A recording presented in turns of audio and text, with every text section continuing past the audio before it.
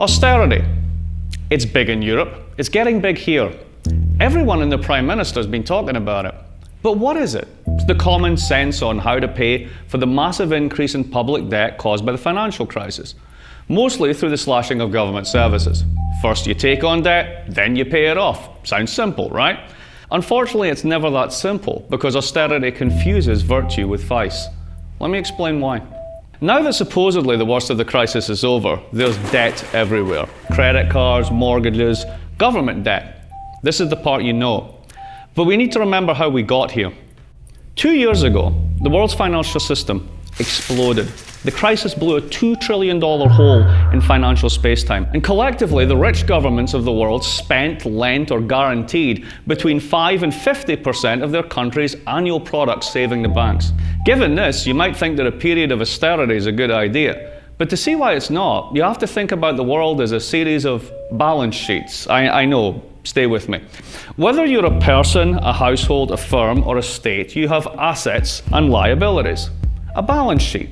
Before the crisis in 2008, everyone took on a lot of debt. Back then, it made sense for many of us to take on debt. For example, the bottom 40% of the US income distribution hasn't had a real wage increase since 1979. Really, that's true. Corporates, especially banks, did the same, but they did it to make money rather than to pay the bills. It's called leverage, which is pretty much debt seen from a different perspective. Levering up is a little like going double or nothing in blackjack. If you've taken on debt from a mortgage, you hope your house will increase in value.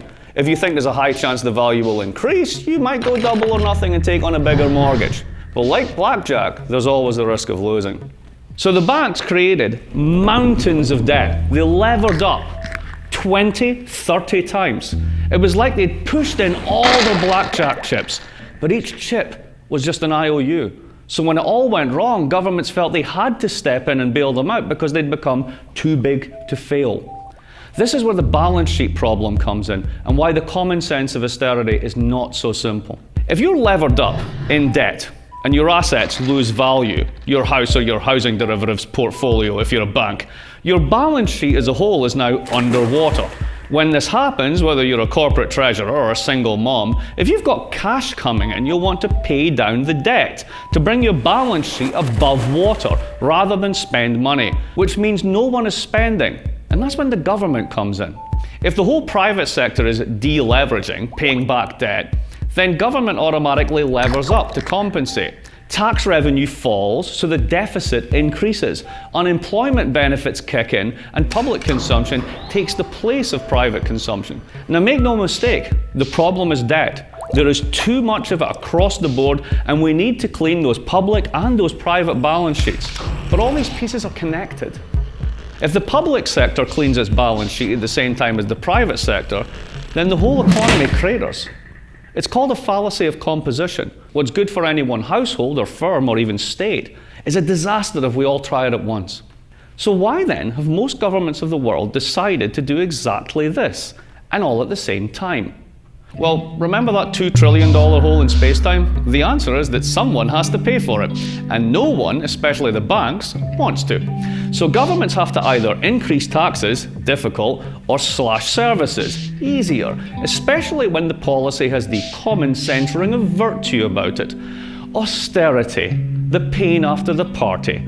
But here's the kicker. The hangover of austerity is not going to be felt the same across the income distribution.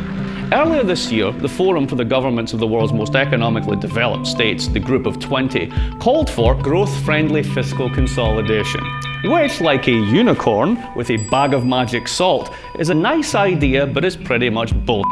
Precisely because this consolidation doesn't hit everyone in the same way. Remember those folks in the bottom 40% of the income distribution that didn't really benefit from the financial boom? All they got was debt and the illusion of prosperity. They're the ones that actually use government services, those services that are about to be so virtuously consolidated. Those at the top end of the income distribution, those who made the mess in the first place, don't. So where does this common sense virtue of austerity leave us? It leaves us in a cycle, where those at the bottom end of the income distribution pay for those at the top with the same stagnant and skewed incomes that now buy less in a more unequal and unstable economy. There's a term for this, class politics, and it usually ends badly. This common sense of austerity, of reducing public debt all at once through slashing services, involves a question of equity. Who pays and who doesn't? Those who made this mess won't, while those who already paid for it through the bailouts will pay again through austerity. This is why austerity is not common sense. It's a nonsense, and a dangerous one at that.